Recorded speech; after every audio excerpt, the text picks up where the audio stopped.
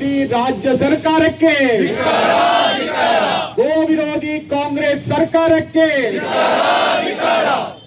ಆತ್ಮೀಯ ಬಂಧುಗಳೇ, ಗೋರಕ್ಷಕರ ಮೇಲೆ ನಡೆದಂತಹ ಮರಣಾಂತಿಕ ಹಲ್ಲೆಯನ್ನ ಪ್ರಶ್ನಿಸಿ, ಖಂಡಿಸಿ, ಆ ಜಿಹಾದಿಗಳನ್ನ ಬಂಧನ ಮಾಡಬೇಕು ಅಂತ ಆಗ್ರಹಿಸಿ ನಡೆತಕ್ಕಂತಹ ಪ್ರತಿಭಟನಾ ಸಭೆಯ ವೇದಿಕೆಯಲ್ಲಿರುವಂತಹ ಕರ್ನಾಟಕದ ಹಿಂದೂ ಯುವಕರಿಗೆ ಸ್ಫೂರ್ತಿಯಾದಂತಹ ನಮ್ಮ ಸೋದರದಂತಹ ಪ್ರತಿಮಕ್ಕನವರೇ, ರಾಜಣ್ಣನವರೇ, ಸಂತೋಷ್ ಅವರೇ, ಚಂದನ್ ಅವರೇ, ಮತ್ತೆಲ್ಲ ವೇದಿಕೆಯಲ್ಲಿರುವಂತಹ ಹಿರಿಯರೇ, ಬಂದಿರತಕ್ಕಂಥ ಎಲ್ಲ ಸಜ್ಜನ ಬಂಧುಗಳೇ, ಶ್ರದ್ಧೆಯ ತಾಯಂದ್ರೆ, ಗೋಭಕ್ತರೇ, ರಾಷ್ಟ್ರಭಕ್ತರೇ, ನೆನಪಿಟ್ಕೊಳ್ಳಿ, ಶಿಕಾರಿಪುರ ಪಾಕಿಸ್ತಾನದಲ್ಲಿಲ್ಲ, ಇರೋದು ಭಾರತದಲ್ಲಿ. ಈ ಶಿಕಾರಿಪುರದ ಹಿಂದೂಗಳು ಮತ್ತೊಮ್ಮೆ ಕರಾವಳಿಯ ಹಿಂದೂಗಳಾಗಿ ಎಚ್ಚೆತ್ತುಕೊಂಡ್ರೆ ಬಂಗಾರಪ್ಪನವರೇ ನಿಮ್ಗೆ ಗತಿಗಾಲ ಖಂಡಿತ ಇಲ್ಲ ಅಂತ ಹೇಳಿಕ್ಕೆ ಇಷ್ಟಪಡ್ತೇನೆ. ಮಧು ಬಂಗಾರಪ್ಪನವರೇ, ಖಂಡಿತ ನಿಮಗೆ ಗತಿ ಇಲ್ಲ. ಯಾಕಂತ ಹೇಳಿದ್ರೆ ಗೋವಿನ ಶಾಪ ನೆನ್ಪಿಟ್ಕೊಳ್ಳಿ. ನಿಮ್ಮ ಹಿರಿಯರಾದ ಇಂದಿರಾ ಗಾಂಧಿನೂ ಬಿಟ್ಟಿಲ್ಲ, ರಾಜೀವ್ ಗಾಂಧಿನೂ ಬಿಟ್ಟಿಲ್ಲ. ಆ ಗೋವಿಗೋಸ್ಕರ ಸ್ಪಂದಿಸಿ ಇವತ್ತು ಏನು ಶಿಕಾರಿಪುರದ ಎಲ್ಲ ಬಾಂಧವರು ಕೂಡ ನಮ್ಮ ಅಂಗಡಿ ಮುಂಗಟ್ಟುಗಳನ್ನ ಬಂದು ಮಾಡಿ ಈ ಪ್ರತಿಭಟನೆಯಲ್ಲಿ ಭಾಗವಹಿಸಿದ್ದಾರೆ. ಅವರಿಗೆ ಮೊದಲನೇದಾಗಿ ಅವರಿಗೆ ನಾನು ಧನ್ಯವಾದವನ್ನು ಸಮರ್ಪಣೆ ಮಾಡ್ತೇನೆ. ಗೋವು ಸಾಮಾನ್ಯ ಅಲ್ಲ, ಗೋವು ಸಾಮಾನ್ಯ ವಸ್ತು ಅಲ್ಲ, ಪ್ರಾಣಿ ಕೂಡ ಅಲ್ಲ. ಗೋವನ್ನ ನಾನು ಇತ್ತೀಚೆಗೊಬ್ಬರು ಹೇಳಿದ್ರು, ಗೋವನ್ನ ರಾಷ್ಟ್ರ ಪ್ರಾಣಿಯಾಗಿ ಘೋಷಣೆ ಮಾಡಬೇಕು. ಖಂಡಿತ ಅಲ್ಲ, ಗೋವು ಈ ರಾಷ್ಟ್ರ ಮಾತೆ ಆಗ್ಬೇಕು. ಯಾಕೆ ಗೊತ್ತಾ? ಗೋವಿಗೆ ಬ್ರಹ್ಮ ಶಕ್ತಿ ಇದೆ, ಬ್ರಹ್ಮ ಸೃಷ್ಟಿ ಅಲ್ಲ ಅದು. ನಮ್ಮ ಭಾರತದಲ್ಲಿ ಗೋವಿಲ್ಲ ಅಂದ್ರೆ ನಾವು ಬದುಕಲಿಕ್ಕೆ ಸಾಧ್ಯನೇ ಇಲ್ಲ. ಅಂತಹ ಗೋವನ್ನ ನನ್ನ ತಾಯಿ, ನನ್ನ ಶ್ರದ್ಧಾಬಿಂದು, ನನ್ನ ಅಸ್ಮಿತೆ. ಈ ದೇಶದಲ್ಲಿ ತಿನ್ಲಿಕ್ಕೆ ಬೇಕಾದಷ್ಟು ಪ್ರಾಣಿ ಇದೆ, ಹಂದಿ ಇದೆ, ನಾಯಿ ಇದೆ, ತಿನ್ನಿ ನಮ್ಗೇನ್ ಬೇಜಾರಿಲ್ಲ. ನಮ್ಗೇನ್ ಬೇಜಾರಿದ್ಯಾ? ನಾವೇನ್ ತಡಿತೀವ? ಅರಪ್ಪ, ನೀವು ನಾಯಿಗಳನ್ನ ಹಾಕೊಂಡು ಗಾಡಿ ತಗೊಂಡೋದ್ರೆ ನಾವೇನ್ ತಡಿತೀವ? ಹಂದಿನ ತಗೊಂಡು ತಡಿತೀವ? ನನ್ನ ಗೋವು ನನ್ನ ಅಸ್ಮಿತೆ ಕಣ್ರಿ. ಗೋವಿಲ್ಲ ನಾವು ಬದುಕಲಿಕ್ಕೆ ಸಾಧ್ಯ ಇಲ್ಲ. ಗೋವಿನ ಹಾಲು ಕುಡಿತೇವೆ, ಋಣ ಇದೆ ನಿಮ್ಗೆ. ಮಧು ಬಂಗಾರಪ್ಪನವರೇನೋ ದನದ ಹಾಲೇ ಕುಡಿತಾರೆ ನಂಗೆ ಗೊತ್ತು, ಬೇರೆ ಗೊತ್ತಿಲ್ಲ ಯಾವ ಹಾಲು ಕುಡಿತಾರೆ ಅಂತೇಳಿ. ಅವರಿಗೆ ಅದರ ಋಣ ಇಲ್ಲಿ ಗೊತ್ತಿಲ್ಲ ಅಂತಾದಾಗ ಗೋ ಭಕ್ತರ ಮೇಲೆ ಅನ್ಯಾಯ ಆಗ್ತಾ ಇದೆ. ಪಿಕಪ್ಪಲ್ಲಿ ಗೋವನ್ನ ತಗೊಂಡು ಹೋಗ್ಬೇಕಾದ್ರೆ ಮಾರಣಾಂತಿಕ ಹಲ್ಲೆ ಸ್ವಲ್ಪ ಇದ್ರಲ್ಲಿ ಪಾಸ್ ಆಗಿದೆ.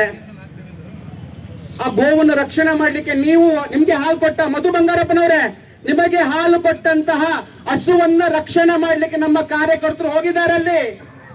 ಅದನ್ನ ರಕ್ಷಣೆ ಮಾಡಬೇಕಾದ್ರೆ ಅವರನ್ನ ಬಿಟ್ಟು ಗೋ ಹಂತಕರನ್ನ, ಗೋ ಕಲ್ಲರನ್ನ, ಗೋ ಮಾಫಿಯಾ ಮಾಡುವವರ ರಕ್ಷಣೆಗೆ ನೀವು ನಿಂತಿದ್ದೀರಲ್ಲ. ಇದಕ್ಕೆ ಏನ್ ಹೇಳ್ಬೇಕು ಹೇಳಿ? ಇದಕ್ಕೆ ಏನ್ ಹೇಳ್ಬೇಕು?